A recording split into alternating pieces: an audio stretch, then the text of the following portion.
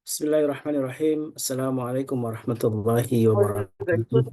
Waalaikumsalam warahmatullahi Warahmatullahi wabarakatuh. Ahlan, wabarakatuh. ahlan. Alhamdulillahirabbil alamin. Alhamdulillahilladzi arsala rasulahu bil huda wa dinil haq. Yudhhiru 'ala dini kullih wa kafa billahi syahida. Asyhadu an la ilaha illallah wahdahu la syarika lah wa asyhadu anna Muhammadan abduhu wa rasuluhu nabiyya ba'da. Allahumma salli wa sallim wa karim wa barik ala nabiyyina wa syafiina wa maulana wa qudwatina wa imamina Muhammad wa ala alihi wa sahbihi wa man ittaba'ahum bi ihsanin ila yaumiddin amma ba'd. Alhamdulillah wa syukurillah di malam hari ini, di malam Ahad ya. Insyaallah di awal Zulqa'dah, sebuah kehormatan bagi kami Majelis Keluarga Indonesia di malam ini kita kehadiran sebuah seorang sosok ulama yang begitu sangat concern dengan isu-isu Baitul Maqdis, dan alhamdulillah Ustaz Fahmi Salim sudah bersama kita.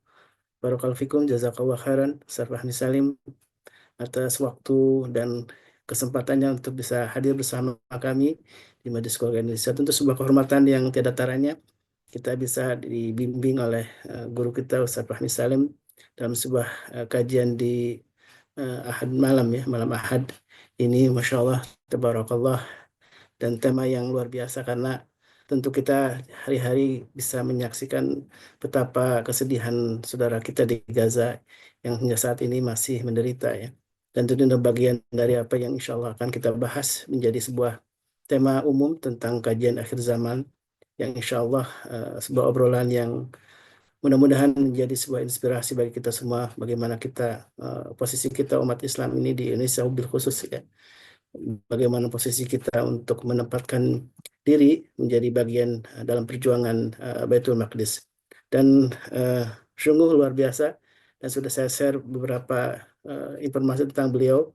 Tentu kalau orang yang sudah mengenal pergerakan Islam tidak akan lagi asing dengan beliau ya, dengan Ustaz Fahmi Salim, Habibullah Ta'ala, yang hari-harinya beliau memang aktif sebagai dosen di UHAMKA dan kemudian di MUI Pusat, juga pernah di Majelis Tablik ya. Di Muhammadiyah juga menjadi wakil ketua Majelis Tablik, di eh, pernah juga menjadi salah seorang pengurus di Majelis Ulama Indonesia MUI Pusat, dan alhamdulillah kiprah beliau tidak dilakukan lagi, apalagi kalau saya baca karya-karya beliau itu Masya Allah tabarakallah ya. Saya sengaja membawa semua buku beliau yang dihadiahkan kepada saya, Masya Allah.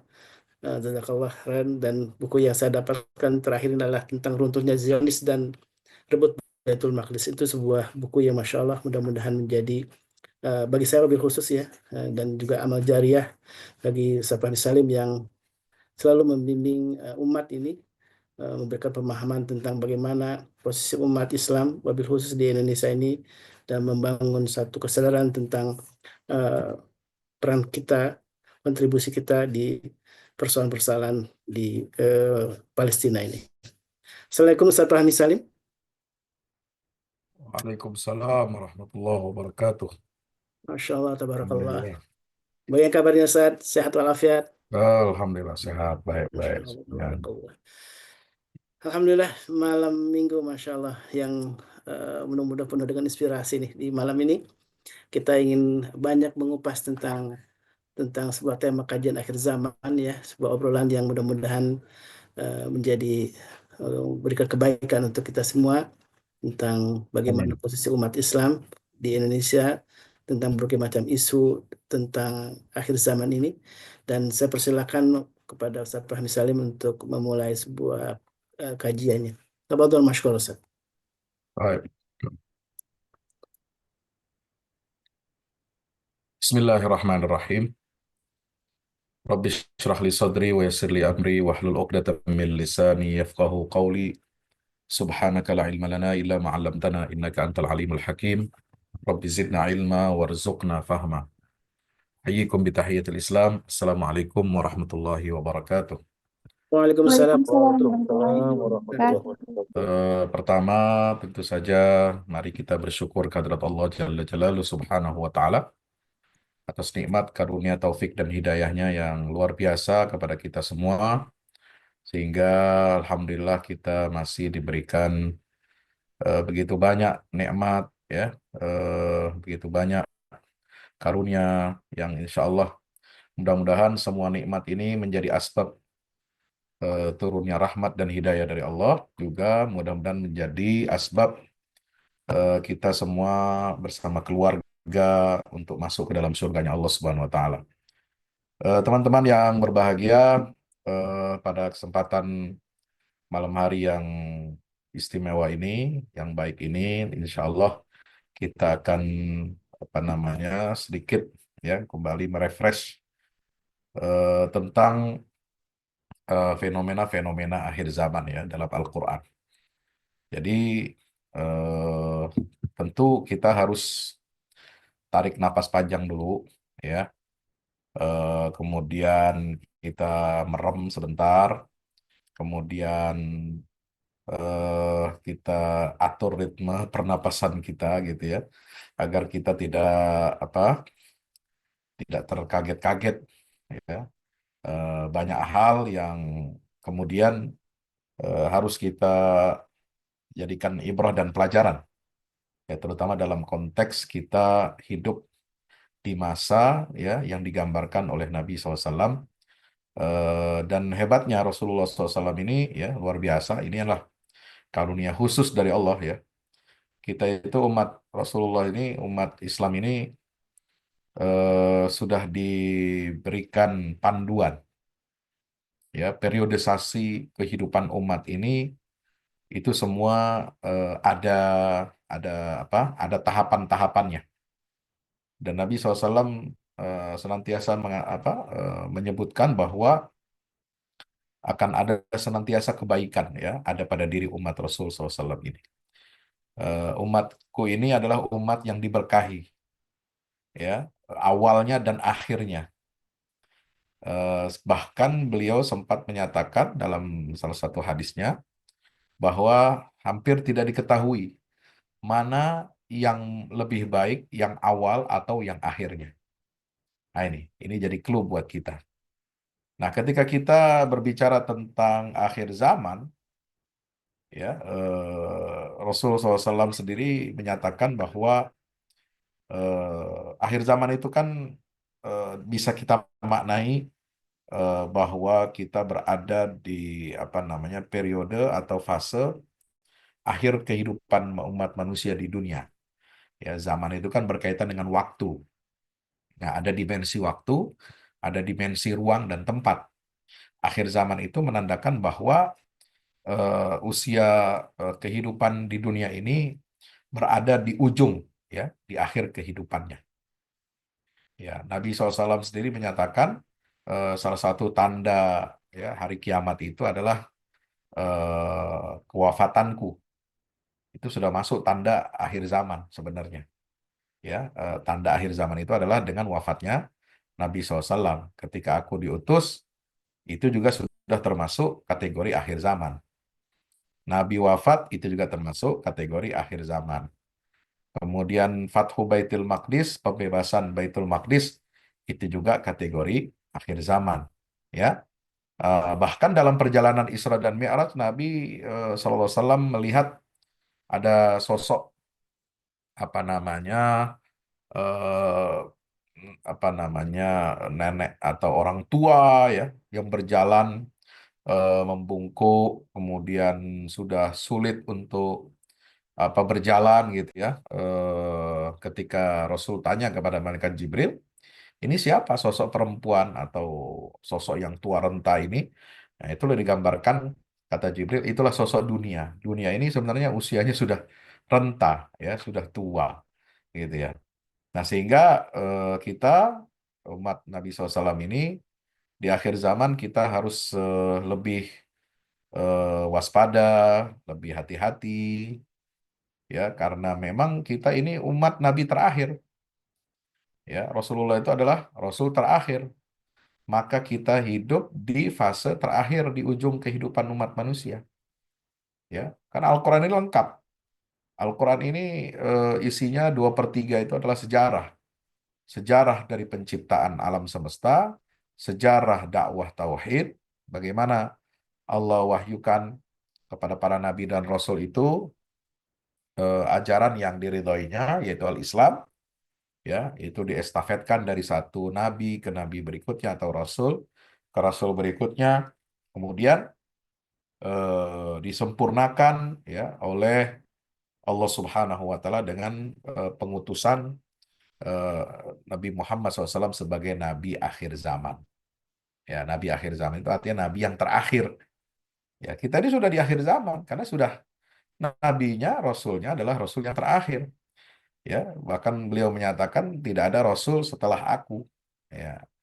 Nah, sekarang pertanyaannya, ya, indikator apa yang paling apa namanya bisa kita rasakan ya bahwa kita ini benar-benar berada di akhir zaman, ya. Ya, selain dari hadis Nabi tadi yang saya ungkapkan secara sekilas, secara global tadi, ada ungkapan yang dari Nabi SAW juga itu sangat detail ya tentang periodisasi kehidupan umat Islam ini, ya, yaitu apa? Masa kehidupan aku, kata Rasulullah SAW, yaitu nubuah, ya, masa nubuah ketika ada periode kenabian. Ya, kemudian setelah itu selesai dilanjutkan dengan periode yang kedua, ya, tsumma takunu khilafatun ala minhajin nubuwah. Ya, itu adalah masa kekhalifahan, pemimpin-pemimpin yang diberi petunjuk oleh Allah Subhanahu wa taala, Khulafaur Rasyidin Al-Mahdiyyin. Ya, itulah 4 khalifah, ya, Abu Bakar, Umar, Utsman, dan Ali bin Abi Thalib. Nah, digenapkan dengan apa kekhalifahannya? Hasan putra Ali bin Abi Thalib. Ya, itu kehalifan yang terakhir. Jadi sebenarnya khalifan Khulafaur Rasyidin ini ada 5, ya, karena dia menjelang atau dibawa menjelang sampai masa periode berikutnya. Nah, itu ya. Dan Nabi menyebutnya khilafah ala minhajun nubuwah itu selama 30 tahun. Dan itu fase 30 tahun itu persis pas ketika pengangkatan Khalifah Abu Bakar sebagai khalifah pertama sepeninggal Rasulullah sampai Hasan bin Ali menyerahkan tampuk kekuasaannya kepada Sayyidina Muawiyah bin Abi Sufyan, ya, seorang sahabat Nabi, ya, yang kemudian dari masa beliau itulah kemudian berubah kekhalifahan itu menjadi apa? Kerajaan, menjadi dinasti. Nah, itulah yang disebut dengan Pak periode setelah itu 30 tahun dengan Mulkan Adhan. Mulkan Adhan ini adalah kekuasaan yang menggigit, ya. Artinya kekuasaan yang diwariskan turun-temurun, tetapi dia masih memberikan kebaikan dan kemaslahatan besar buat umat Islam. Nah, menggigit itu artinya apa? Masih menggigit nilai-nilai dasar pokok agama Islam. Menjaga wilayah-wilayah Islam. Ya, apa yang sudah ditaklukkan di masa Nabi SAW, apa yang negeri-negeri yang ditaklukkan di masa Khulafaur Rasyidin. Kemudian pada periode daulah-daulah setelahnya, mulai dari Daulah Bani Umayyah, ya, yang sudah menganut sistem politik seperti halnya kerajaan, yaitu dengan pewarisan dinasti. Tetapi pewarisan dinasti di zaman pasca Khulafaur Rasyidin pun masih ada banyak sekali kebaikan, ya, adanya futuhat, pembebasan negeri-negeri, ya, kemudian eh, perluasan dakwah Islam, ya, kemudian kemajuan di bidang ilmu pengetahuan, ya, sains, humaniora, kemudian di bidang kemiliteran, ya, pertahanan dan keamanan umat Islam, sehingga peradaban Islam ini mencapai puncak kejayaannya, ya, apakah itu di Baghdad, ya, sebagai ibu kota Abbasiyah, maupun di mana di Spanyol, ya, di Cordoba, itu ibu kota Bani Umayyah II. Ya, setelah runtuhnya Bani Umayyah yang pertama kan digantikan oleh Abbasiyah. Nah, anak keturunan dari Khalifah Bani Umayyah yang terakhir yang ada di Damaskus, ya, nah, itu melarikan diri. Mereka menyelamatkan diri kemana?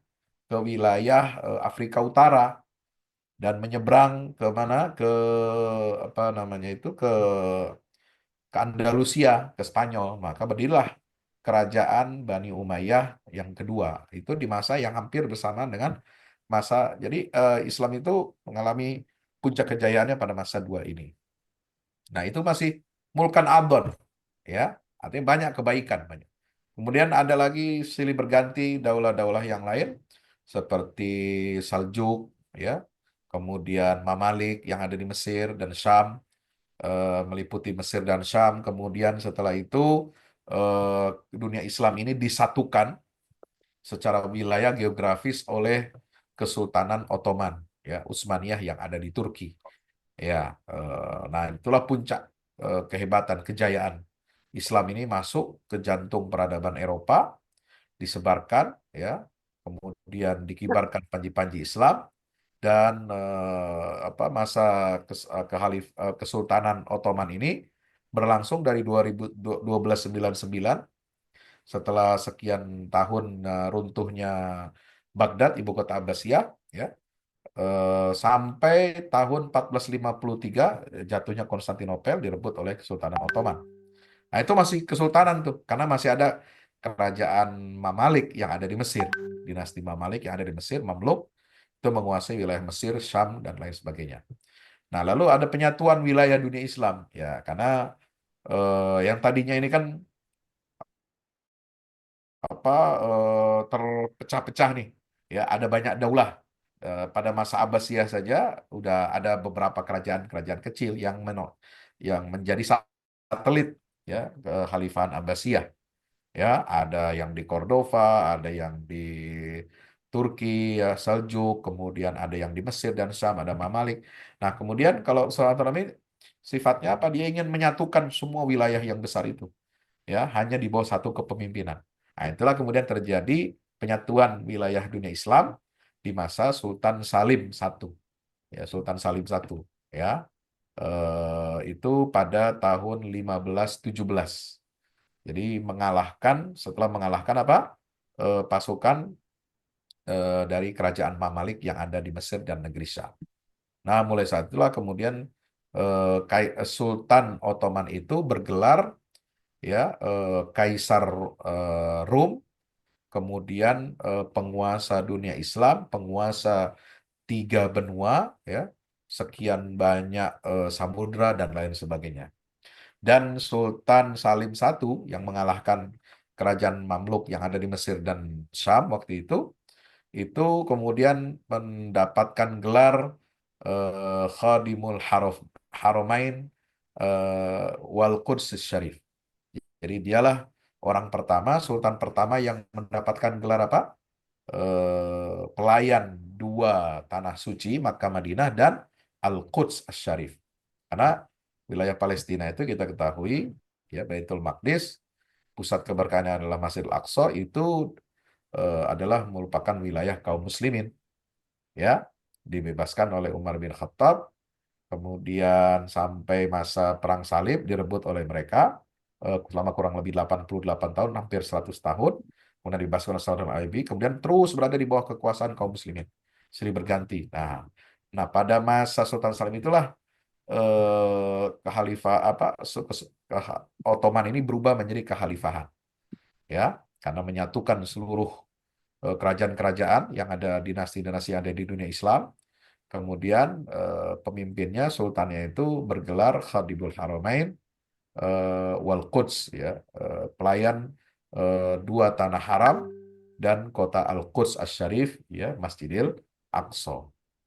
Nah, ini berjalan selama dari tahun 1517 sampai keruntuhan Khilafah Turki Utsmani tahun 1924, ya, diganti dengan sistem republik sekuler oleh Mustafa Kemal Atatürk. Nah, itu periode Mulkan Adon.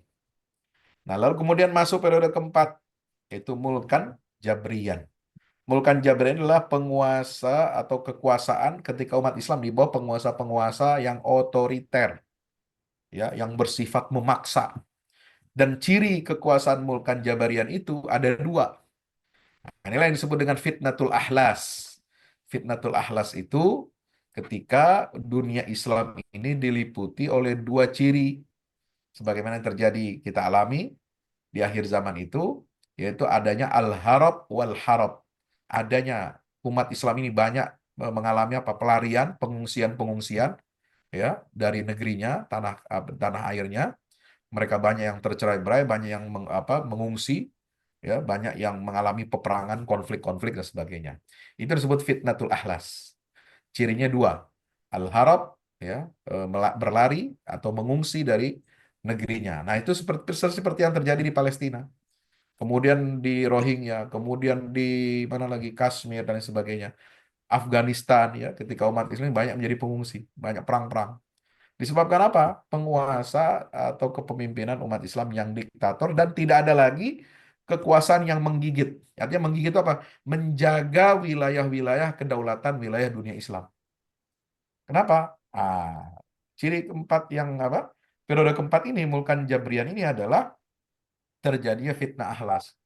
Ya, apa eh, ditandai oleh apa? Nah, di antara banyak ulama, ya, cendekiawan kontemporer itu menafsirkan sesuai dengan perkembangan sejarah umat Islam di abad modern, itu persis Mulkan Jabrian itu muncul ketika muncul yang disebut dengan nation state, negara bangsa. Negara bangsa itu ketika apa?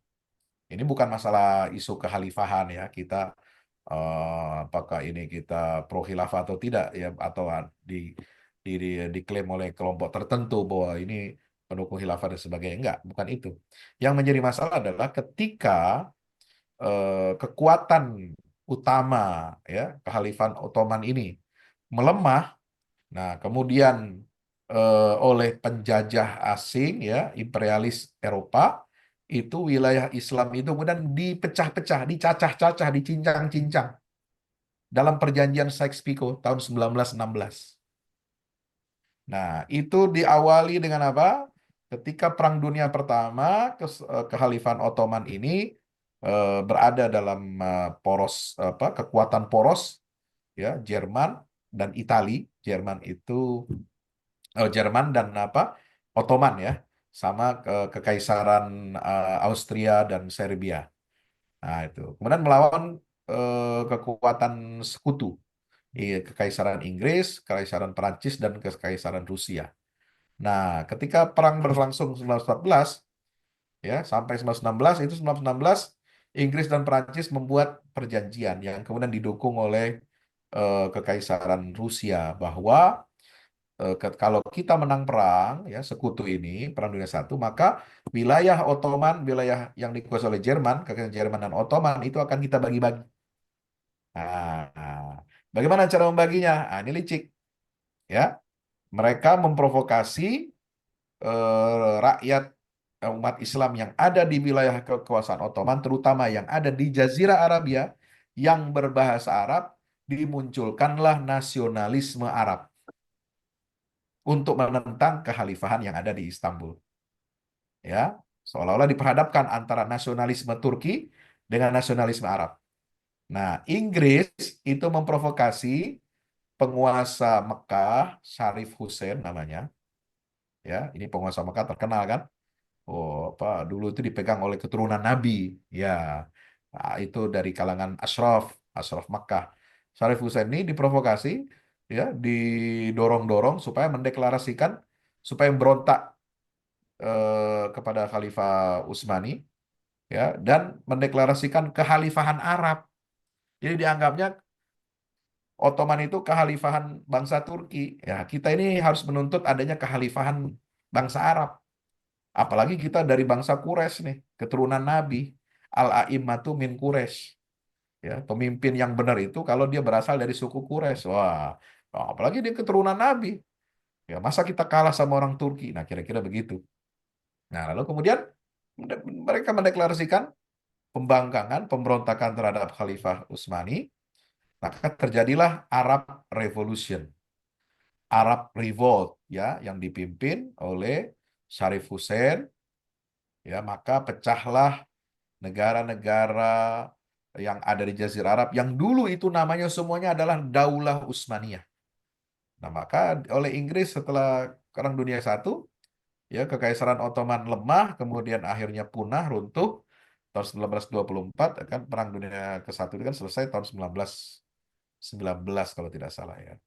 Nah, itu nggak lama setelah itu 23 kekhalifahan dibubarkan dan 1924 Republik Sekuler Turki itu berdiri diumumkan oleh Mustafa Kemal. Nah, itulah yang disebut dengan Mulkan Jabrian, munculnya di pusat kekhalifahan Utsmaniyah menjadi sangat sekuler, antitesa dari sistem politik Islam yang berlaku selama berabad-abad, ya.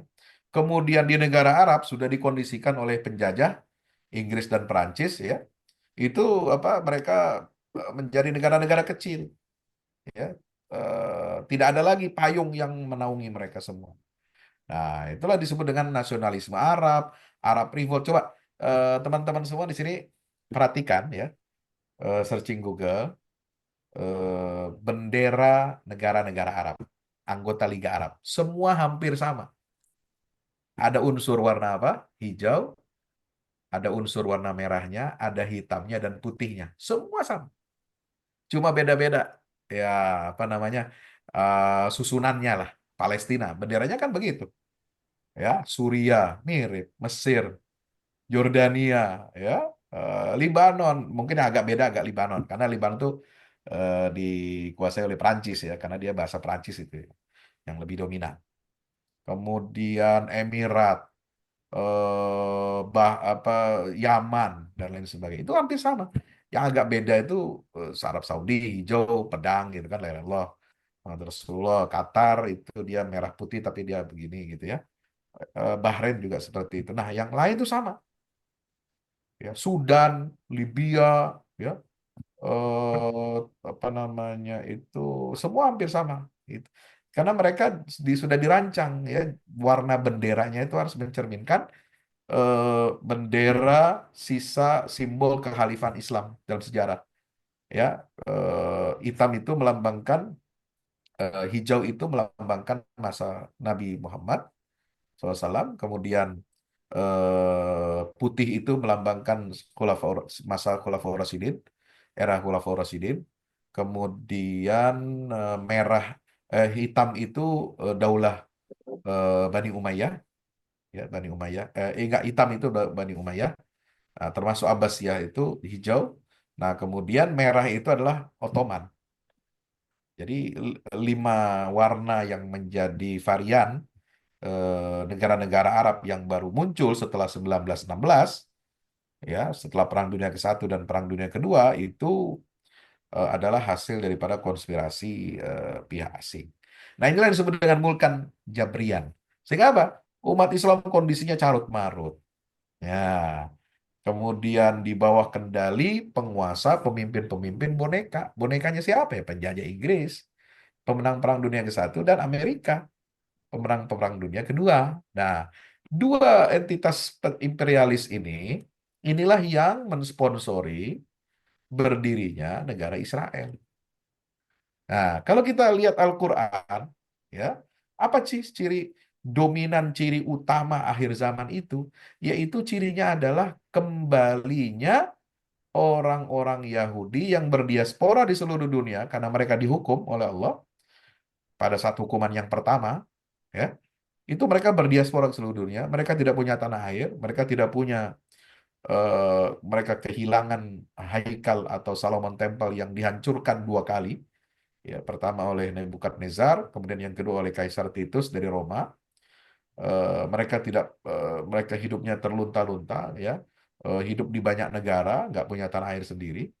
Nah, situasi menjelang Perang Dunia ke-1, kemudian lemahnya Kesultanan Ottoman atau Kekhalifan Ottoman Turki, kemudian munculnya kekuatan dunia imperialisme Barat ini, itulah yang dimanfaatkan oleh Yahudi untuk menunggangi negara-negara besar itu untuk memuluskan proyek nasional mereka agar Yahudi ini punya tanah air, ya, secara nasional.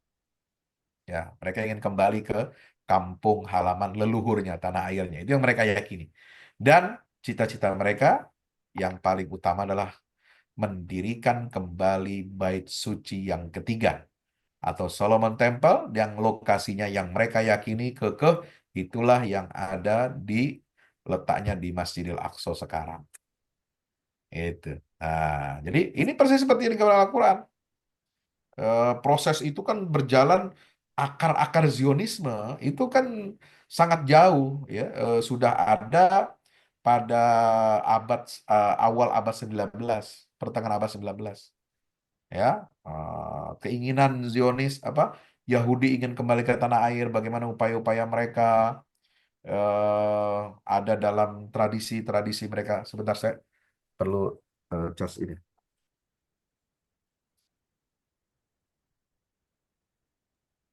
Baik, alhamdulillah, sambil menunggu guru kita Ustaz Fahmi Salim. Insya Allah ya, kita alhamdulillah bisa diberikan pemahaman tentang bagaimana sejarah atau priorisasi umat Islam dari mulai zaman Rasulullah SAW hingga sekarang, dan Saya inilah cas dulu, fenomena bentar, laptopnya. Aduh. self-said, fenomena akhir zaman yang memang sudah tadi seperti disebutkan oleh Ustaz Fahmi, sungguh sudah disebutkan sebenarnya dalam Al-Quran tentang kembalinya bangsa Yahudi ke yang diklaim sebagai tanah kelahirannya ya. Dan mereka apa nasibnya di akhir zaman itu juga sudah dijelaskan oleh hadis-hadis Rasulullah saja. Dan Nah, kita ini teruskan akan ya, biar nggak penasaran nanti. Itu ayat dalam surat Al-Isra itu tegas menyatakan apa? Wa qulna min ba'dihi li bani Israil uskunul ardo fa idza jaa wa'dul akhirati ji'na bikum lafifa. Di surat Al-Isra itu unik, ya, berbicara tentang Al-Quran, nilai eh, pentingnya dan kebesaran Al-Quran karena dia sebagai risalah terakhir. Kemudian diawali, dibuka dengan ayat Isra Mi'raj, dan kemudian 3 ayat pertama, eh, eh, dari ayat kedua sampai ketujuh itu tentang kondisi Bani Israel yang melakukan kerusakan di muka bumi 2 kali, sehingga apa? Mereka dicabut status istimewanya oleh Allah dengan apa? Kan dulu kan sering disebut di surat Al-Baqarah kan disebutkan wa faddalnakum ya alal alamin. Yahudi ini diutamakan, diistimewakan oleh Allah, diangkat derajatnya di atas bangsa-bangsa lain. Iya kan? Pernah dengar ayatnya kan? hmm, Faddalnakum alal alamin. Nah, karena ada banyak sekali penyimpangan dan kerusakan mereka itu disebutkan di dalam surat Al-Isra itu. Ya, yang paling besar itu 2 kali. Wa qadayna ila bani Israila fil kitab la tufsiduna. Nah, itu maka dia dihukum oleh Allah. Nah, hukuman itu apa? Dengan dicabutnya status keistimewaan mereka. Mereka bukan lagi pemilik kitab terakhir, pembawa risalah yang murni, yaitu al-Islam ini. Mereka dihukum oleh Allah, ya, akan terlunta-lunta di muka bumi ini, ya, dan apa? Mereka akan dikalahkan oleh umat akhir zaman, umat Islam. Kesombongan mereka itu akan dihancurkan. Nah, baca tuh mulai dari ayat apa namanya 4 sampai 7 ya, di halaman pertama surat Bani Israel. Nah, nanti mungkin kalau ada seri berikutnya kita khusus tadabbur surat Al-Isra. Itu sangat menarik. Ya, itu tentang peta jalan, roadmap akhir zaman itu di situ. Ya. Nah, jadi Allah kembalikan ini potensi kekuatan Yahudi di seluruh dunia. Tadinya mereka berdiaspora. Nah, kemudian Allah perintahkan apa? Ayatnya turun di masa Nabi, tapi ditujukan kepada mereka sampai akhir zaman. Wa qulna, kami katakan, mim setelah wafatnya Nabi Musa dan nabi-nabi Bani Israel, li Bani Israel uskunul ardo, wahai Bani Israel, tinggallah kamu di negeri itu. Di negeri mana? Ya, di negeri dulu para nabi dan rasul, ya, nenek moyang mereka tinggal di situ. Nah, ketika ada perintah uskunu, berarti kan mereka secara kita pahami, ya, kalau ada perintah tinggallah kamu di satu tempat, berarti kan sebelumnya mereka tidak tinggal di situ. Mereka berpencar-pencar, berdiaspora. Nah, ketika ada perintah dari Allah, uskunu, tinggallah lagi di situ. Artinya apa? Ini adalah kehendak ilahi, ya, untuk mengembalikan mereka ke Baitul Maqdis, ke bumi Palestina. Apa tujuannya? Apakah Allah ingin memuliakan mereka sebagaimana prasangka mereka? Ya, mereka ingin merebut, mereka ingin menjajah. Terus apakah nanti ada yang nanya, pasti ada yang nanya. terus kalau gitu penjajahan Israel di atas Palestina itu merupakan kehendak Allah. Iya, takdir itu memang kehendak Allah, takdir, tapi bukan berarti kehendak Allah itu berarti Allah menyukai. Enggak. Bukan berarti Allah mencintai orang Yahudi, bukan. Tapi justru itu apa? Supaya Yahudi ini yang berpencar-pencar seluruh dunia itu dikumpulkan di satu tempat untuk dihukum. Ya, hukuman finalnya di situ. Kalau dia di banyak tempat, nah itu azabnya bukan, kita nggak menganggap Allah itu kerepotan, enggak ya. Tapi ya bisa aja kan kayak apa namanya, banyak front musuh nih ya. Oh, dia nanti bisa nyusup kemana-mana.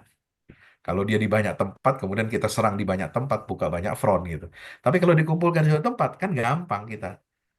Ya, apa namanya, apa penjahat kalau misalnya ada banyak di banyak tempat, ya itu polisi agak kesulitan nangkepnya, kesulitan untuk mengeksekusinya. Tapi kalau dikumpulin nih di satu tempat, udah ya sekali pukul sekalian semua, ya itu bisa terlaksana. Nah, itulah kemudian bisa kita baca di ayat yang ke-7 di surat Al-Isra itu, fa idza jaa wa'dul akhirati liyas'u wujuhakum wa liyadkhulul masjid kama dawala mar. Tapi didahului oleh apa? Tsumma radadna lakumul karrata 'alaihim wa amdadnakum bi amwalin wa banin wa ja'alnakum aktsara nafir. Jadi, setelah kehancuran Yahudi yang pertama pada masa risalah Nabi Muhammad, mereka terusir, mereka berdiaspora. Kenapa? Karena mereka nggak mau percaya, nggak mau beriman kepada Nabi Muhammad. Padahal Nabi Muhammad itu Mesiasnya Yahudi. Ya, kalau Yahudi mau selamat, ya itu harus beriman pada Nabi Muhammad. Tapi dia nggak mau percaya. Bahkan 2 kali kesempatan itu hilang dari Yahudi. Satu, Allah utus Nabi Isa supaya jadi Mesias mereka. Nggak mau beriman juga. Nah, selesai. Ya, datang lagi Nabi akhir zaman, bukan dari golongan mereka. Mereka tolak. Padahal mereka Yahudi ini migrasi hijrah dari negeri Syam setelah hancurnya Yerusalem tahun 70 Masehi itu kan bermigrasi ke mana? Migrasinya ke Jazirah Arab, Pak. Ke wilayah dekat Madinah. Mereka cari wilayah di tengah gurun pasir tandus, tapi yang subur, seperti dikatakan dalam kitab Taurat. Bahwa Nabi akhir zaman itu akan muncul lahir di daerah seperti itu. Mereka cari, mereka survei, Pak. Itu Yahudi itu rajin tuh. Sampai dapat wilayah seperti itu, ada di Tuhama, ada di Tihama, ada di Khaybar, ada di Madinah. Maka akhirnya mereka tinggal di situ, bikin koloni. Menunggu selama berabad-abad kelahiran Nabi akhir zaman. Itu ternyata lahirnya di Mekah. Ya, tapi hijrahnya ke Madinah. Nah, mereka nggak suka. Mereka ingkari Nabi Muhammad ini. Mereka ingin berusaha membunuhnya, bahkan berkolaborasi dengan orang-orang musyrikin Mekah untuk membunuh Nabi Muhammad dalam berbagai peperangan. Maka dihukum sama Allah. Sehingga berdiaspora. Ya, itulah rangkaian cerita akhir zaman itu begitu. Jadi kenapa? Karena kita umat akhir zaman ini kan nggak ada contoh. Tidak ada umat sebelum kita yang bisa kita jadikan perbandingan, jadikan ibroh selain ahlul kitab, Yahudi dan Nasrani. Itulah umat sebelum kita gitu. Jadi kita mudah untuk berkaca, bercermin gitu ya. Nah, oleh sebab itu, nah maka ketika terjadi peristiwa ya di tahun 48 deklarasi negara Israel itu tidak sedikit banyak ulama yang bersyukur, sujud syukur. Ya, ulama sujud syukur. Kenapa? Kok Israel berdiri ente sujud syukur? Bukan mensyukuri Israel berjaya, dia dapat berkah dari Tuhan. Enggak. Bersyukur. Kenapa? Karena janji Allah tentang pengumpulan Bani Israel Yahudi ini di satu tempat di akhir zaman itu terjadi. Dan itulah kita masuk waktu akhir zaman itu. Nah, makanya para ulama itu bersyukur. Sujud syukur itu seperti diceritakan oleh siapa? Syekh Muhammad Mutawalli Sya'rawi. Ya, ketika beliau menafsirkan ayat di surah Al-Isra itu. Oh, berarti kita ini udah masuk nih. Oh, benar seperti yang digambarkan oleh Allah. Ada upaya Zionis, Theodor Herzl, kekuatan dunia mendukung. Persis seperti digambarkan duitnya banyak, ya kan? Gurita bisnisnya Yahudi itu, finansialnya, bank-banknya di Eropa dikuasai. Fed Amerika itu dikuasai oleh bank-bank Yahudi, bankir-bankir Yahudi, ya. Yahudi yang apa ter apa namanya tertindas di Rusia itu kemudian bermigrasi ke Amerika, ya. Jadi Amerika itu Yahudi baru dominan tuh pada akhir abad 19. 1880 itu migrasi besar-besaran Yahudi dari Rusia. Kenapa? Karena Kaisar Rusia, agama Kristen Ortodok yang dianut oleh Kaisar Rusia, itu menganggap Yahudi ini najis. Nggak boleh tinggal di negerinya. Diusir-usirin. Nah, Manjul masuklah ke Amerika. Di Amerika yang dominan itu siapa? Orang-orang jahat, ya, pembegal-pembegal yang lari, yang diusir dari Eropa, dari Inggris. Agamanya apa? Protestan. Makanya Protestan itu subur buat lahan bagi Zionisme. Kenapa? Karena Protestan itu beda dengan Katolik. Katolik memandang Yahudi itu sebagai apa? Penyebab dan eksekutor disalibnya Yesus. Tapi kalau Protestan, enggak. Protestan itu baik sama Yahudi. Kenapa? Dia nggak menganggap itu. Ya di satu sisi memang ya mereka mengakui bahwa yang membunuh Yesus itu adalah orang komplotan Yahudi dengan Romawi. Tapi Protestan punya catatan yang akan mengembalikan, nah, Yesus itu turun lagi apa segala macam lah menurut versi mereka, itu harus didahului oleh berdirinya kerajaan Yahudi di akhir zaman. Nah, itulah yang ditangkap. Maka tokoh-tokoh dan pemimpin politik Protestan itu menjadi pendukung kuat Zionisme. Amerika, Inggris, Jerman, itu kan agamanya rata-rata Protestan, Pak. Ya, itu makanya kita harus paham nih petanya. Ya, jadi Zionisme ada dua, Zionisme yang dianut oleh orang yang beragama Yahudi dan Zionisme non-Yahudi. Siapa mereka? Orang Protestan. Makanya yang mendukung Israel, pro-Zionis di Indonesia ini, coba cek agamanya. Protestan. Kenapa? Agamanya itu dibawa oleh Belanda. Belanda ini pusat Protestan juga di Eropa. Beda dengan Portugis, Spanyol itu Katolik. Nah, perubahan yang terjadi dalam aliran agama di Eropa ini yang menjadi lahan subur bagi dukungan Zionis internasional. Ya, jadi mereka berkolaborasi. Ditambah lagi dengan masalah imperialisme, ya, Amerika, Inggris punya kepentingan menjaga wilayah-wilayah yang dulu dia jajah itu supaya dia tetap bergantung kepada mantan penjajahnya, begitu kira-kira. Amerika sebagai kekuatan baru dunia juga jadi lompatan bagi Yahudi. Ternyata Yahudi yang dari Rusia itu migrasi itu banyak membangun Amerika. Makanya sekarang hutang budinya besar kepada Yahudi itu. Kayaknya semua itu seperti dikatakan waja'alnakum aktsara nafira. Kami jadikan kamu Bani Israel itu banyak dan kuat pendukungnya. Ya, kamu kalau ingin minta dilindungi, tinggal tunjuk kekuatan-kekuatan besar dunia untuk melindungi. Ya, makanya Israel gampang aja telepon Amerika, telepon Rusia, telepon Inggris, telepon ini supaya ini kirim senjata, kirim logistik, kirim apa. Pasti didukung. Kenapa? Disitulah bertemunya berbagai kepentingan-kepentingan dunia.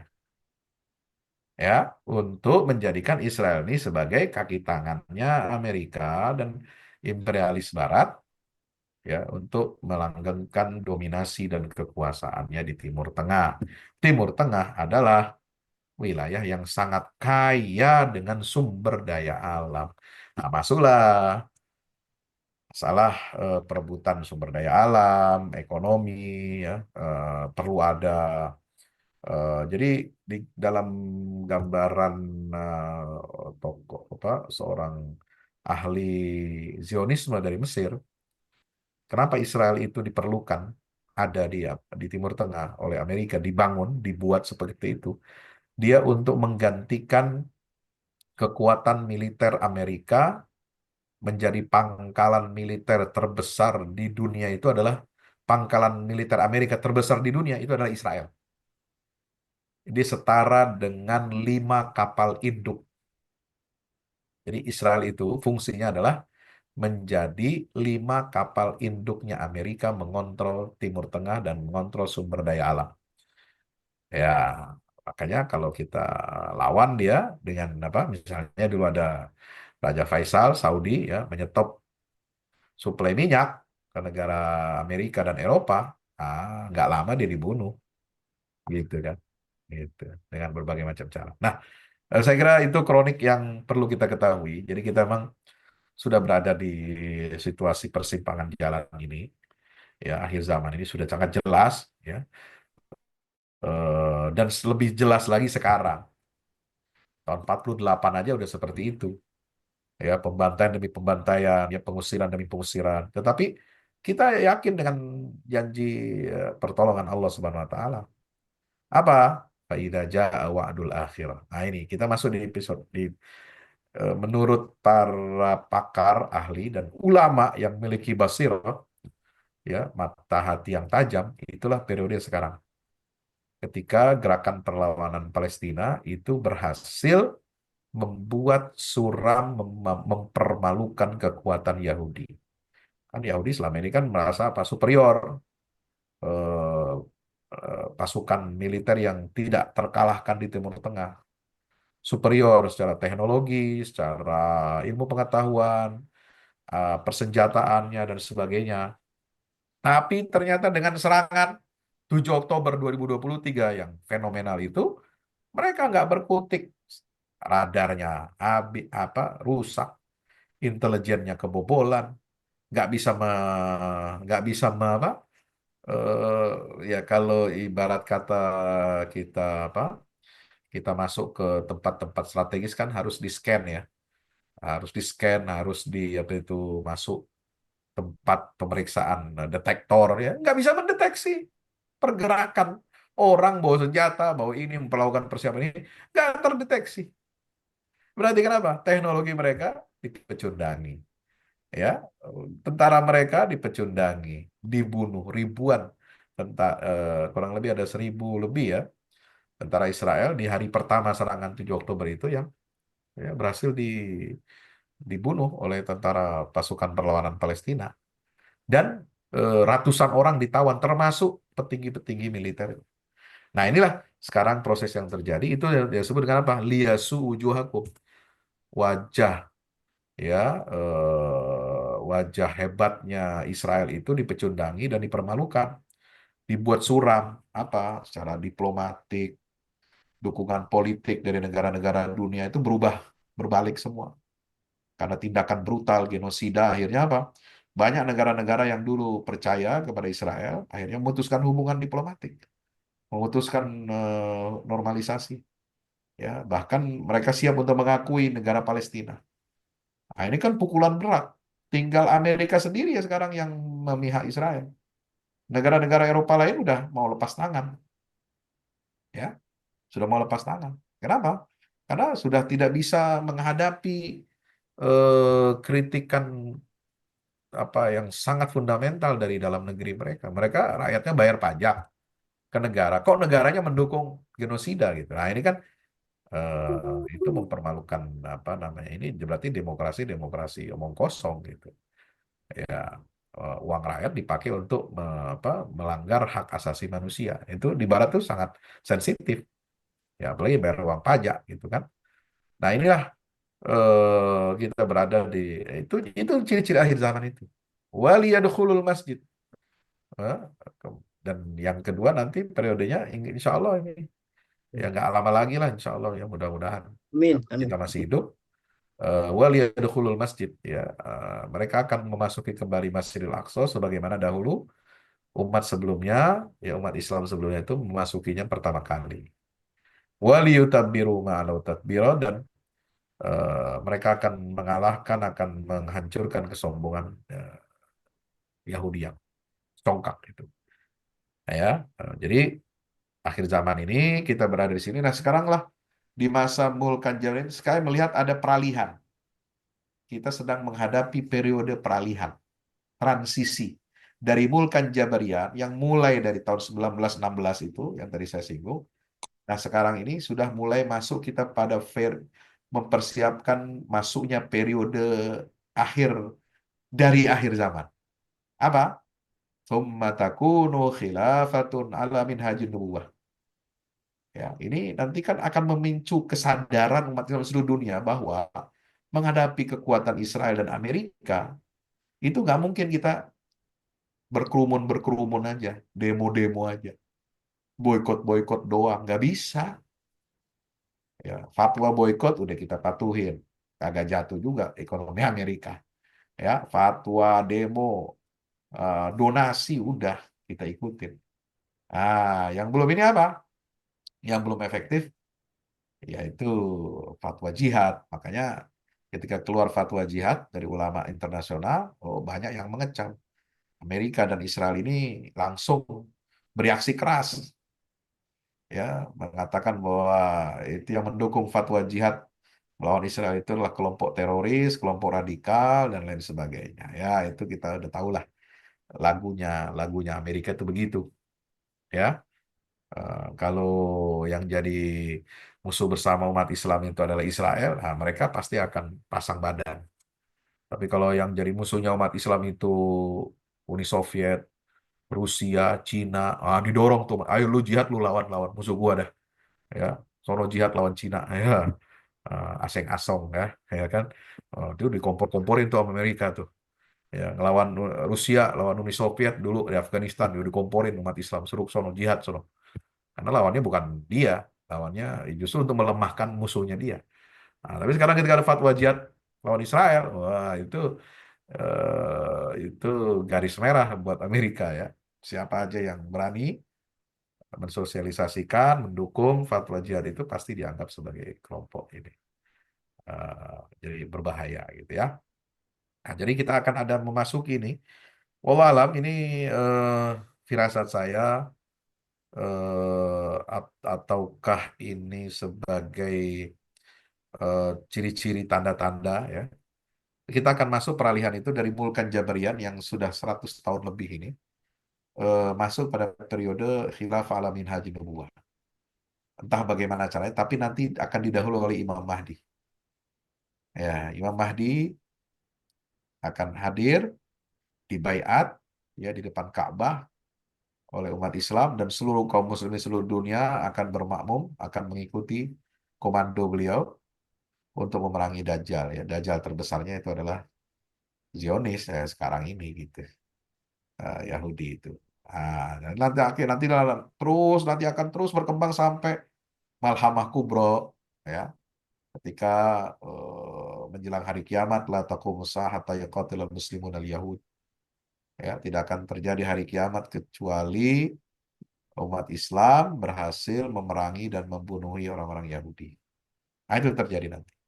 Bagaimana nanti terjadi fitnah Dajjal, huru-hara, Malhamah Kubro dan lain sebagainya. Itu semua fokusnya apa namanya semua arena pertempuran itu ada di mana? Di Baitul Maqdis, di negeri Syam.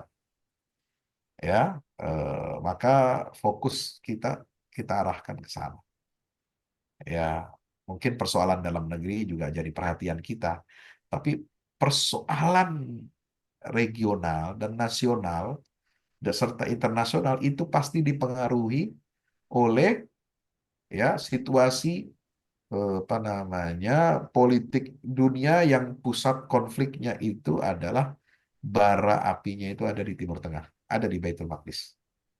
Ya, kenapa kita perlu memperhatikan Masjidil Aqsa? Karena Nabi menyatakan ini tegas ya. Ida apa namanya hadisnya itu dari Ibnu Hiwalah.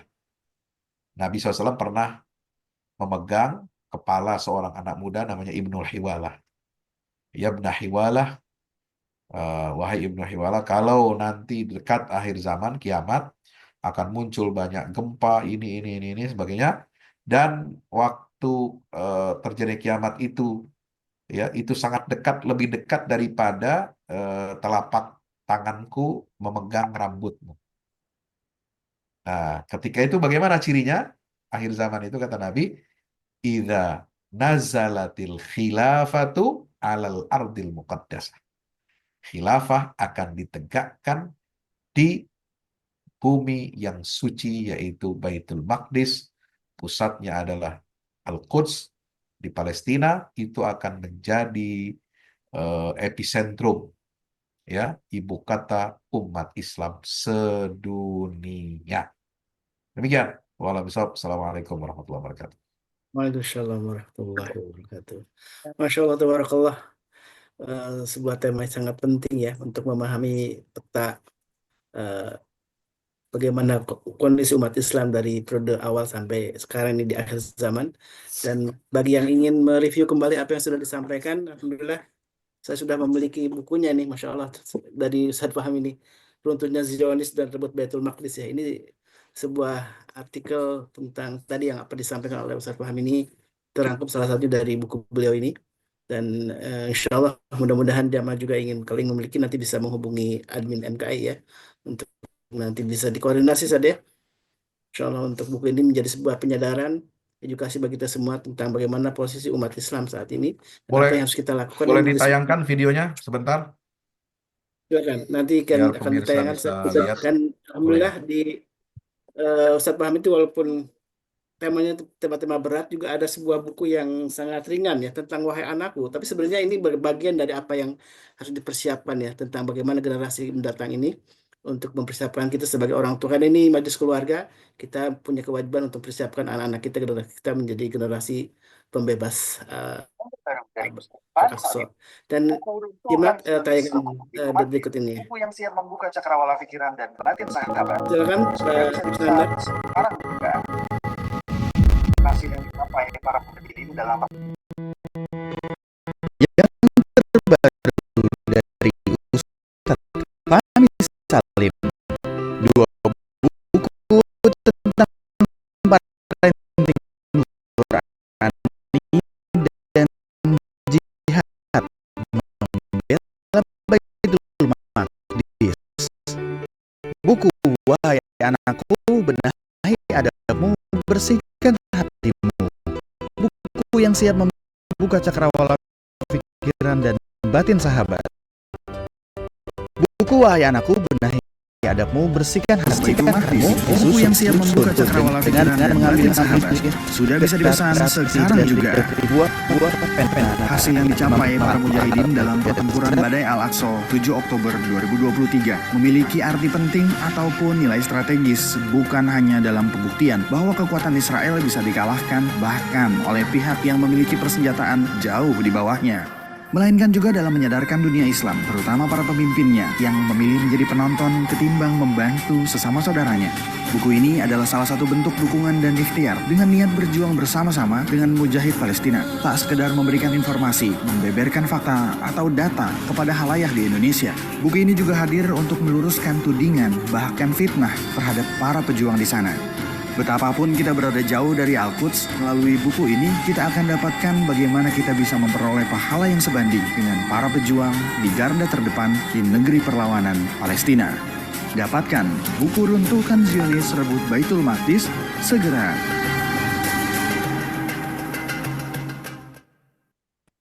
Baik, alhamdulillah yang dimuliakan Allah. Jadi nanti untuk kalau yang ingin memesan silakan bisa berkoordinasi dengan pengurus MKI ya. Nanti akan koordinasi dengan Al-Fahmu Institute. Jadi Ustaz Fahmi ini adalah pendiri sekaligus ketua ya dari Yayasan Al-Fahmu Institute dan juga mendirikan Baitul Maqdis Institute nih yang terbaru.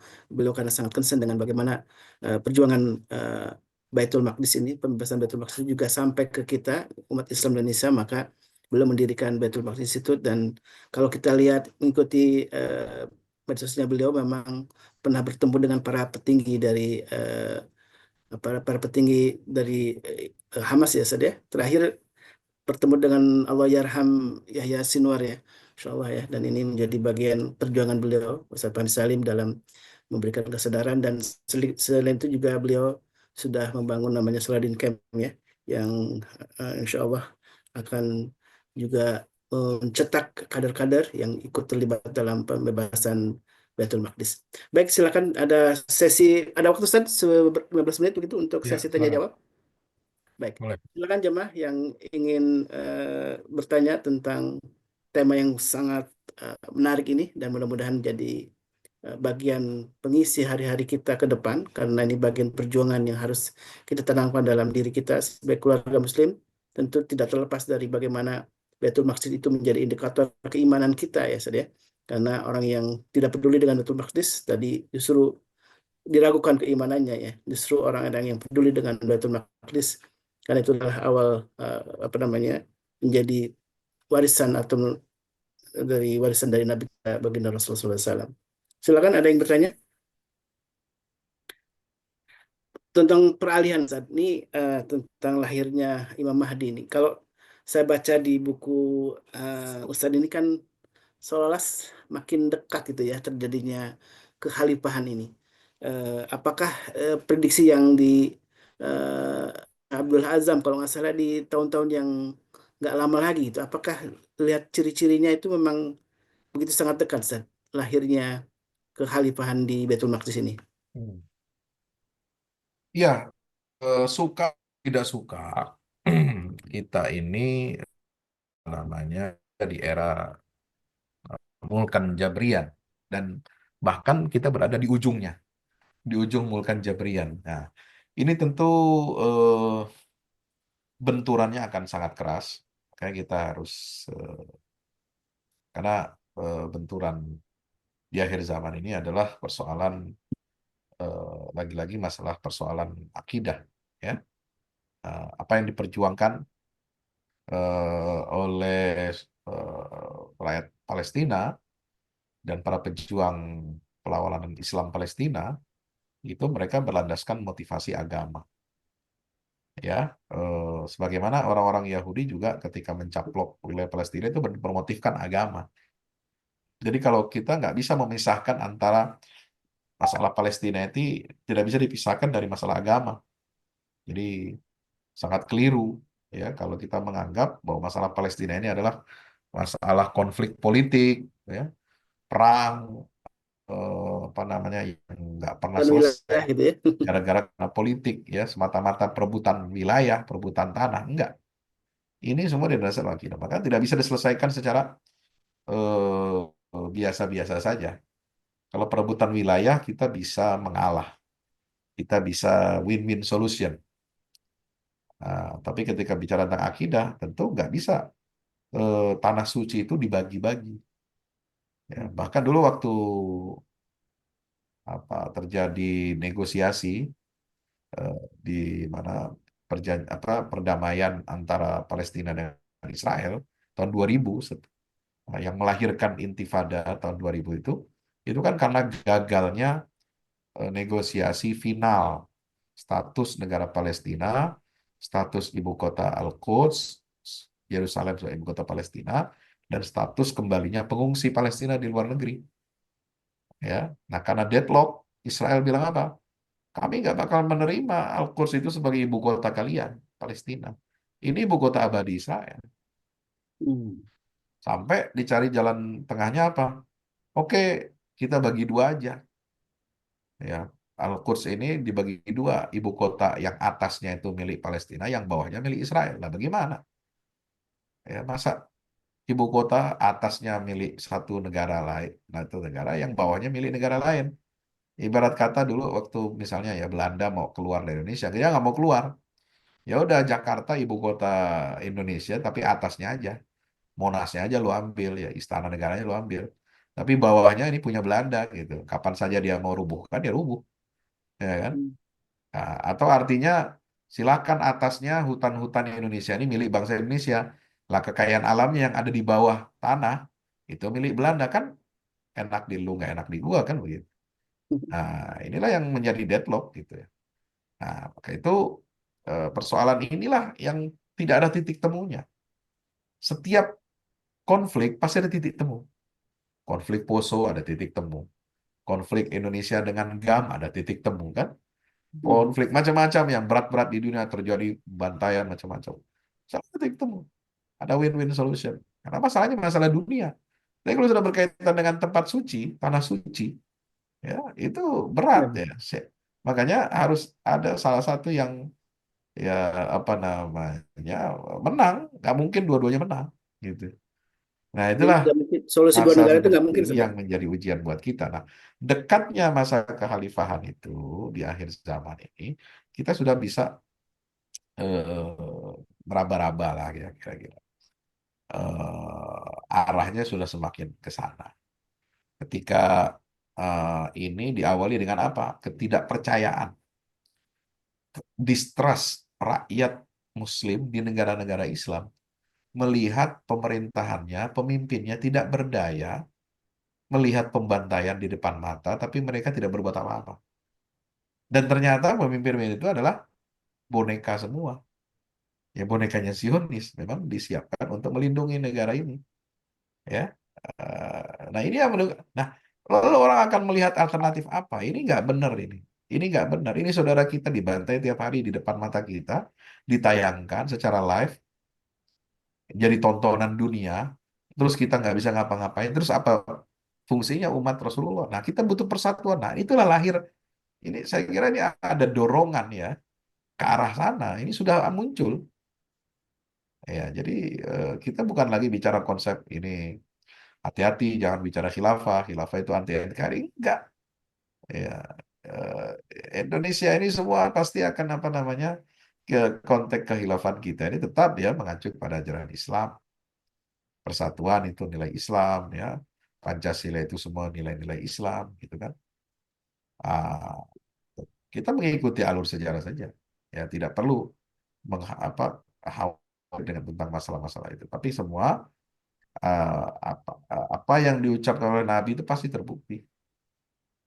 Ya, sebagaimana sudah dibuktikan oleh para sahabat Nabi. Dulu sahabat Nabi geleng-geleng kepala kan, apa namanya dijanjikan ada misalnya seorang sahabat namanya Adi bin Hatim.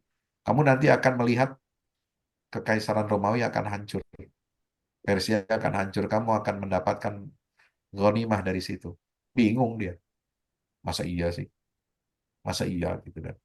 Suraqah bin Malik ketika Nabi hijrah, ya kan tadinya kan mau nyerang Nabi tuh, ya mau mengeksekusi Nabi, dia pengen sayembara dari pemimpin Quraisy di Mekah kan, siapa yang dapat ya membunuh Muhammad, ya menangkap hidup atau mati, dia dapat hadiah sekian ratus onta. Suraqah bin Malik terjerembab kakinya. Lalu kemudian dikasih apa pengampunan oleh Rasulullah. Mau pulang balik ke Mekah, dibilang, wahai Suraqah, ingat ya pesan saya. Nanti kamu akan pakai ya gelang dan baju kaisar atau Kisra Persia. Kisra Persia, Kisra apa Ibnu Hurmuz dan sebagainya. Iya, bukan Kisra yang lain-lain, Kaisar Persia. Ini pegang omongan saya. Itu terbukti di zaman Khalifah Umar bin Khattab, gitu ya. Jadi dia pakai gelang, baju apa, sutra, baju yang dipakai oleh apa, Kaisar Persia terakhir setelah ditaklukkan oleh umat Islam. Jadi sebegitu nyatanya janji Rasulullah dulu sudah terbukti dan pasti hadis yang dengan syarat apa? Hadis sohe ya, hadisnya sohe gitu kan. Pasti terbukti di akhir zaman itu. Kita nggak bisa menolak, nggak bisa kita lari itu. Karena itulah catatan takdir Allah. Sudah dibuka sama Nabi Muhammad. Kamu ini bakal begini, begini, begini, begini. Maka siapkan diri kita. Gitu. Mau caranya bagaimana? Ya lihat aja nanti gitu kan. Yang penting kita perkuat keluarga. Ini basisnya nih. Saya senang ya. Ada namanya Majelis Keluarga Indonesia. Kenapa? Ini basis penyemaian akidah. Ya, basis kita memperkuat akhlak generasi muda kita. Sekarang era disrupsi, teknologi ya. Wah, udah nggak karu-karuan. Nilai ini udah hancur-hancuran ya. Eh, mana yang benar, mana yang jujur udah nggak jelas. Keluarga inilah jadi fondasi. Makanya eh, menghadapi situasi akhir zaman, kita harus kembali perkuat basis akidah keluarga kita. Ajarkan rambu-rambu Islam. Ajarkan hadis-hadis Nabi tentang akhir zaman. Ajarkan ayat-ayat Al-Quran, bagaimana menghadapi situasi fitnah akhir zaman. Ya, nah, supaya orang tua ini bertanggung jawab. Ya, bukan cuma tanggung jawab bikinnya doang, tapi nggak bertanggung jawab merawat. Ya, nggak tanggung jawab mendidik, nggak bertanggung jawab menjaga fitrah tauhidnya. Nanti kan kita diminta bertanggung jawaban oleh Allah. Ya, aku lahirkan ke dunia kalian, termasuk anak-anak kalian, anak cucu kalian, dalam keadaan bertauhid. Lah kok balik pulang ke akhirat, kok kamu nggak dalam keadaan nggak bertauhid? Pindah keyakinan, pindah agama, ikut fitnahnya Dajjal, ya, ikut agama oplosan, ya misalnya begitu ya. Ikut syariat oplosan, ya nggak bisa. Kamu tanggung jawab. Nah begitu. Nah kira-kira seperti itulah peran tanggung jawab keluarga ini untuk kita meyakini. Dan itu semua terjadi kok. Apa yang Allah bilang? Kembalilah wahai Bani Israel ke kampung leluhur kamu. Bukan berarti Allah senang, bukan Allah memuliakan mereka. Enggak. Untuk menghancurkan. Lihatlah sekarang. Itu terjadi. Ya, ini kebakaran nih. Ya, kita doain aja. Kebakaran, apinya makin menyala, abangku. Ya kan? Ya. Jadi Betul, Ustaz. Iya, kita doa. betul. Kalau kalau dulu kan kita takut ngeliat api ya. Kita merasa panas. Tapi kita ngeliat api sekarang. Di Israel malah mendinginkan hati kita. Ya udah, bakar aja semua itu. Ya kan? Sumber daya Israel mudah-mudahan dihangusin sama Allah gitu. Gampang kalau mau punya kehendak itu. Sebagaimana perang Ahzab, nggak ada ya korban dari pihak umat Islam, ya mereka lari tunggang langgang, dihancurkan tentaranya oleh apa? Angin jadi tentara. Coba bayangkan. Subhanallah. Ya, itu semua bagi Allah tidak mustahil. Sangat mudah bagi Allah untuk menghancurkan musuh-musuh agama ini. Wallahu a'lam bishawab. Ustaz, ini ada pertanyaan, Ustaz. Saya baca di chat ya. Ya. Izin bertanya, Ustaz, melihat penderitaan saudara kita di Gaza yang semakin mengkhawatirkan, apakah ada kabar bahagia yang bisa kami dapatkan sebagai penyeimbang gitu ya, supaya mungkin kita bahagia selain tadi informasi tentang kebakaran tadi di Israel. Apa ada mungkin informasi yang membahagiakan bagi kami apa yang terjadi di Gaza, Ustaz? Kabar bahagianya, kerugian Israel itu sudah banyak sekali kerugian. Cuma kita nggak baca aja. Kita nggak merasakan itu. Mereka sangat terpukul. Ekonominya, pariwisatanya, industrinya, macet, investasi, kabur semua. Ya, jadi coba. Yang sebelumnya mereka selalu menjadikan rakyat Palestina bulan-bulanan jadi pengungsi, sekarang mereka jadi pengungsi. Ketika 7 Oktober mereka ngungsi itu. 500.000 rakyat Israel itu ngungsi, jadi pengungsi ya. Pengungsi walaupun di dalam negaranya mereka gitu. Tapi kan ngungsi. Nggak ada lagi yang mau deket-deket tinggal dekat perbatasan Gaza. Ya kan? Ngungsi. Sekarang ada kebakaran, ngungsi juga. Mereka merasakan nakbah seperti yang dirasakan oleh umat Islam sebelumnya. Itu kan kabar bahagia. Kabar bahagia lain ya apa namanya?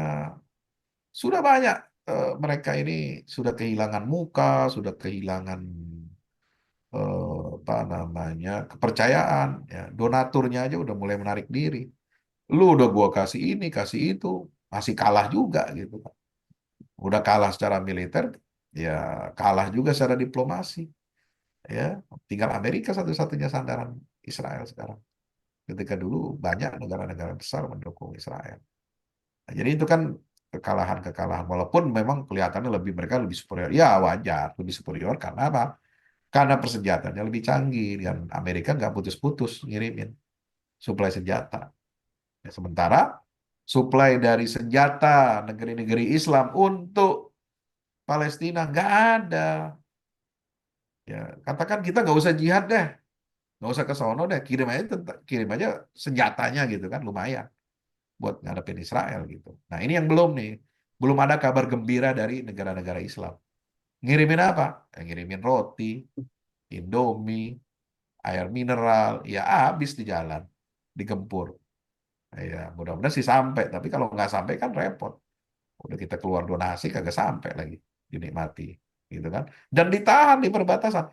Makanya ini masalah, gitu ya. Kita mesti punya pemimpin yang memang betul-betul memihak dan membela dan punya taring di depan Israel. Ya, makanya umat Islam harus kuat. Nah, sekarang tinggal bagaimana kabar yang menggembirakan itu datang dari kita sendiri. Kita perkuat pertahanan umat Islam di bidang sainsnya, teknologinya, ya, ekonominya, perdagangannya, militernya harus kuat. Nah, kita senang apa namanya ada kebersamaan ya, harmoni koalisi ini antara Indonesia dengan Turki ya, Presiden Prabowo dengan Erdogan. Itu kan kita senang itu statement Presiden ketika kunjungan ke Turki kemarin. Bahwa kita akan bersama Turki membela negara-negara yang tertindas apa yang terjajah seperti Palestina. Nah, mudah-mudahan ini kekuatan dua poros kekuatan utama dunia Islam ini bisa membangkitkan optimisme kita. Gitu. Ya, mudah-mudahan kita jadi contoh ya, jadi teladan Amin. bisa mengkonsolidasikan kekuatan umat ini. Jadi Demikian. itu saja tidak perlu harus hijrah ke Timur Tengah untuk pembayatan Al-Mahdi ini. Karena ini ada pertanyaan juga nih soal Ya. kalau memang tadi kabar tentang pembayatan Imam Mahdi itu begitu sangat dekat ya kekhalifahan itu. Apakah kita harus hijrah gitu? Apakah kita cukup di Nah, Indonesia dan kita bisa melakukan yang terbaik juga di Indonesia? ya, soal hijrah itu nggak perlu ya. Itu semua nanti kita ngikutin SOP-nya nanti kita. Indonesia jadi negara kuat, negara maju, berdaulat ya. Bisa kirim tentara kapan aja kita mau buat melindungin Palestina itu udah keren. Bisa kirim pasukan, bisa kirim senjata yang paling canggih. Ya, seperti sekarang kan Turki mulai masuk intervensi di Suriah karena Israel udah mulai serangan. Ya, dengan alasan, dengan dalih, alibi ingin melindungi kelompok minoritas Druze. Ya, yang kemarin bikin masalah, ditangkep-tangkepin sama pemerintah Suriah, aparat keamanan Suriah. Kenapa? Karena mereka memberontak, ya, lebih memihak Israel. Apalagi melakukan penistaan kepada Rasulullah. Marah itu. Rakyat Suriah, tentaranya, mujahidinnya semua marah. Oh, ini nggak bisa didiamkan. Nah, itulah jadi alasan Israel untuk melindungi. Nah, dia mengevakuasi orang-orang minoritas terus ini, intervensi dengan bawa persenjataan, ya, alat-alat canggih. Nah, itu kemudian Turki masuk ya, mengirimkan jet-jet tempur, mengacaukan sinyal buat navigasi keamanan Israel. Gitu. Jadi kita mesti contoh yang begitu-begitu. Ya, gimana kita jadi negara maju, menyelesaikan masalah-masalah di dalam negeri itu sama saja kita memberikan kontribusi buat Indonesia ini berperan lebih besar di Timur Tengah. Karena nggak mungkin kita memberikan sesuatu, berkontribusi untuk menyelesaikan konflik dunia kalau masalah di dalam negeri kita belum selesai. Ya. Ya, Turki, Erdogan bisa begitu leluasa melakukan intervensi, membela kepentingan umat Islam di seluruh dunia. Kenapa? Karena dia selesai dengan masalah dalam dirinya. Dalam negerinya udah selesai. Ya, masalah ekonomi bisa diatasi, masalah walaupun terus dirongrong nilai tukarnya ininya segala macamnya inflasinya. Tapi coba inflasi tinggi, nilai tukar tapi nggak jatuh itu pemerintahan. Kenapa? Karena rakyatnya dijamin makannya, minumnya, gajinya dinaikin, ya, dan lain sebagainya. Kalau kita kan enggak, iya ribet itu ya. Udah Ya. banyak PHK, ya televisi udah pada pengangguran banyak ini, ya kan. Untung Pak Holi sudah keluar dari TV, ya kan. Sekarang gelombangnya luar biasa PHK Iya, Ustaz. di televisi itu. Nah, jadi kita perbaiki kondisi dalam negeri itu insya Allah. Karena sekarang nanti kan sekarang aja trennya kan apa? Udah tanpa batas, udah borderless, udah limitless ya, udah nggak ada batas-batas. Kita ngirim bantuan real time dan sebagainya. Teknologi itu nanti akan bisa menghubungkan kita secara real time. dunia ini sudah jadi seperti one village, satu kampung kecil. Ya, nah, kalau kita beresin masalah dalam negeri kita pasti akan bisa bereskan masalah-masalah besar di dunia. Nah, tapi kita perlu mental pemimpin kita seperti Bung Karno. Ya, dia tampil di forum dunia, lantang, menyerukan anti-imperialisme, ya kan, neokolonialisme, nekolim, walaupun akhirnya ya dia salah arah, jatuhnya ke kubu komunis, ya kan. Tapi semangat model kepemimpinan begitu, percaya diri, ya, menyelesaikan masalah-masalah dunia, menantang hegemoni global, itu yang perlu ditiru oleh pemimpin kita. Gitu. Allah. Insya Allah. Masih banyak tema nih, Syed, usulan-usulan di di chat ya. Insya Allah Ya, mudah-mudahan pekan depan satu-satu lah bos, ya, maju banyak kali nih bahasannya. Ya, dibikin aja itunya, kurikulumnya, rundown-nya saja, Insya Allah. ya, biar kita nanti satu-satu. Baik, Syed, Masya Allah, tabarakallah, jazakallah khair, Syed. Kita sudah akhirnya dipahamkan ya dengan betapa bagaimana umat Islam di akhir zaman ini dan apa yang harus kita lakukan. Tadi sudah pesan nasihat yang paling utama ada bagaimana kita mendidik keluarga kita, karena tadi Ustaz Fahmi Salim pun begitu concern ya dengan bagian keluarga, apa yang harus kita lakukan untuk keluarga kita, generasi yang akan datang, yang mudah-mudahan keluarga kita, anak-anak kita, generasi keturunan kita lah yang akan kembali menjadi Salahuddin gitu ya, yang ikut menjadi bagian dalam pembebasan Baitul Maqdis. Dan ada satu buku yang juga yang ditulis oleh Ustaz Fahmi tentang keluarga ya, Wahai Anakku, benahi adamu, bersihkan hatimu ya. Ini sebuah buku yang juga ditulis oleh beliau. Insya Allah kita bahas di pekan-pekan di episode sebelumnya ya, selanjutnya ya, tentang bagaimana memperkokoh pondasi keluarga sebagai para pembebas Baitul Maqdis. Insya Allah ya, mudah-mudahan Allah masih memberikan kita usia dan juga memberikan kita keistiqomahan dalam kebaikan. Dan sekali lagi jazakallah khair katsiran, ini temanya memang susah nih, kalau di YouTube kayaknya akan di-ban temanya. Iya. Kan kita coba alihkan ke Lahatub insya Allah. Dan sudah berapa kali saya lihat YouTube-nya dimatikan. Seringkali ya. Hidup lagi. Ya. Masya Allah. Baik, Ustaz, sekali lagi jazakallah khair katsiran. Mudah-mudahan pekan depan kita kembali berjumpa. Amin. Membahas beberapa serial penting tentang akhir zaman ini. Tadi sebagai sebuah pembukaan tentu menyadarkan kita betapa kita umat akhir zaman ini harus mempersiapkan diri menjadi bagian dari pembebas Al-Aqsa. Dan inilah langkah-langkah apa yang akan harus kita lakukan, insya Allah akan dibahas lebih detail lagi di pekan depan bersama Ustaz Fahmi Salim, Habibullah Ta'ala. Dan yang ingin memesan bukunya silakan untuk menghubungi admin MKI ya. Nanti akan kita kolaborasi dengan Al-Fahmi Institute untuk penjualan buku Ustaz Fahmi Qasim. Baik, mari kita tutup majlis dengan doa kafaratul majlis. Subhanakallahumma wa bihamdika asyhadu an la ilaha illa anta astaghfiruka wa atubu ilaik. Alhamdulillah hadana wa yakum. Assalamualaikum warahmatullahi wabarakatuh. Waalaikumsalam warahmatullahi wabarakatuh. Allahumma arhamna bil Qur'an waj'alhu lana imaman wa nuran wa hudan wa rahmah. Allahumma zakkirna minhu ma nasina وعلمنا منه ما جهلنا وارزقنا تلاوته